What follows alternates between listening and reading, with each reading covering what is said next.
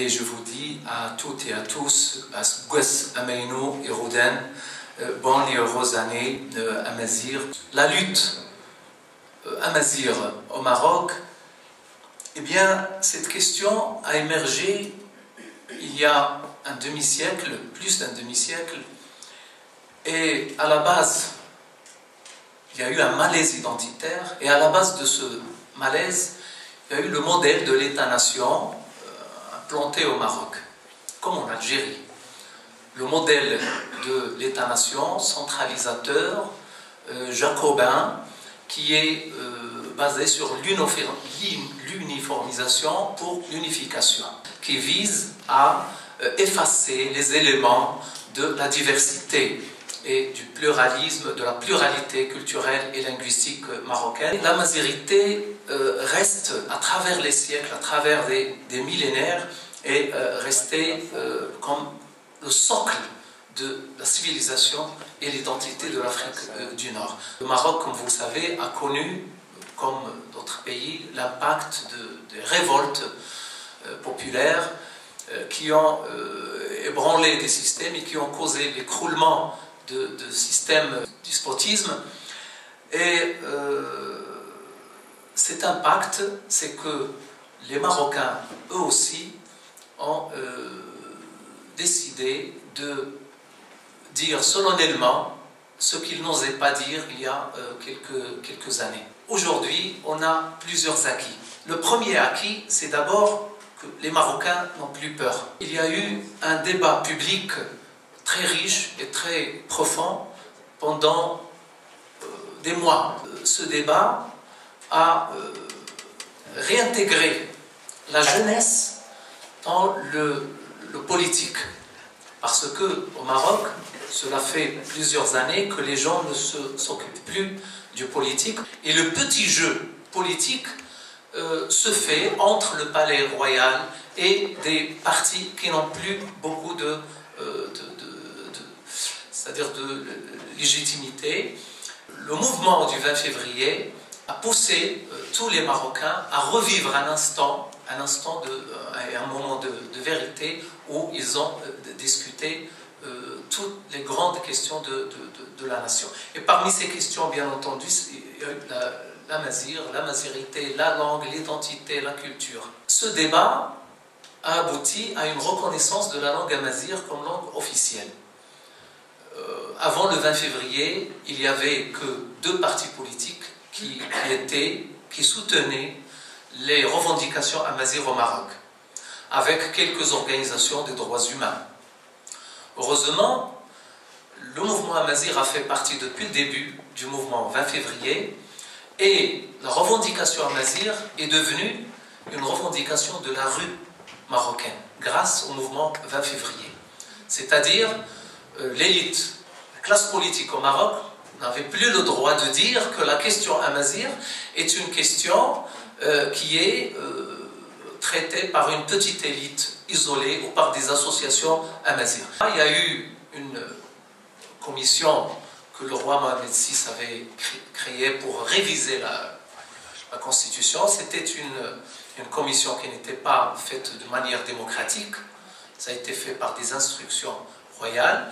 Et les membres de la commission recevaient les propositions des partis politiques, des syndicats, de la société civile pendant presque 5 mois. Et aujourd'hui, je peux vous dire que 90% des propositions ont soutenu l'officialité de la langue amazigh. Et cela a prouvé à quel point l'amazigh, identité et langue et culture, étaient enracinées dans les esprits. Et finalement, ça a été inévitable, c'est-à-dire ça a été reconnu dans la Constitution comme langue officielle aux côtés de la langue arabe, mais il va y avoir une loi organique que le gouvernement actuel va préparer pour déterminer comment intégrer la langue amazigh dans tous les secteurs de la vie publique. Pour Imaziran, la mazérité, ce n'est pas uniquement la langue, c'est également une identité et c'est également des valeurs culturelles. La mazérité, c'est une culture qui est porteuse de valeurs, de la tolérance, de l'égalité, de la justice, de la laïcité. Oui, les Mazérins ont connu un certain sécularisme à travers leur histoire. Ce n'est pas la laïcité à la française, c'est un certain sécularisme dans lequel les Mazérins faisaient la différence entre ce qui est terrestre et ce qui est spirituel et divin. La communauté amazigh gérait ses affaires locales à travers le droit coutumier, qui était un droit rationnel, et il le fait. Aujourd'hui, le gouvernement actuel au Maroc, qui a fait sa déclaration hier, il a réduit l'identité marocaine dans la dimension religieuse. Et ça, c'est très dangereux. On a fait hier notre communiqué où on a dénoncé ce genre de manigance. Pourquoi? Parce que réduire l'identité d'un pays dans la dimension religieuse, ça va aboutir à l'acquisition. Donc pour nous, la mazirité, ce n'est pas uniquement une langue, ce n'est pas uniquement une dimension identitaire, c'est des valeurs culturelles, civilisationnelles, ancestrales. Quelles sont les revendications actuelles du mouvement amazigh marocain? C'est d'abord la priorité des priorités, c'est l'enseignement. Dans la loi organique que le gouvernement actuel va préparer, il faut qu'il y ait, c'est-à-dire la généralisation de l'enseignement de la langue amazigh à travers tout le territoire marocain. Aujourd'hui, l'amazigh est officiel. Donc, il va y avoir cette loi qui va garantir l'intégration de l'amazigh dans le système éducatif. Mais comment? Eh bien, on a réalisé 4 acquis pendant la dernière décennie. Le premier, c'est que l'amazigh est obligatoire pour tous les Marocains. Ce n'est pas une langue facultative. Deuxièmement, c'est une langue qui doit être généralisée verticalement et horizontalement, c'est-à-dire dans tous les cycles de l'enseignement et sur tout le territoire marocain. Troisièmement, c'est une langue qui doit être standardisée. On ne va pas enseigner les dialectes, mais on va enseigner la langue amazigh. Et à travers cette langue amazigh, l'enfant marocain va comprendre toutes les composantes ou les variétés de la langue amazigh. Quatrièmement, c'est la graphie. Comme vous avez vu tout à l'heure, le chef du parti islamiste marocain a traité la graphie amazigh chinois, de lettres chinois, mais il s'est excusé après. Et ce qui n'a pas été dit dans le reportage, c'est que le même parti politique de M. Benkiran, c'est-à-dire le parti islamiste marocain, il a utilisé cette graphie chinoise pendant la campagne électorale. Il l'a utilisée. Donc, il a légitimé l'utilisation de la graphie amazigh dans sa campagne électorale. Il s'est excusé après, mais dans la déclaration d'hier, il a déclaré solennellement que tous les acquis de la mazirité vont être préservés. Après l'enseignement, c'est les médias. Aucune chaîne marocaine n'a respecté ses cahiers de charges. Je vous donne un petit exemple. La première et la deuxième chaîne ont signé des cahiers de charges où ils se sont engagés pour produire 12 films et pièces théâtrales par an. Ils n'ont jamais produit, même pas un film ou une pièce théâtrale. Alors, finalement, il y a eu une création de la chaîne amazigh, la 8e, après un combat qui a duré 3 ans.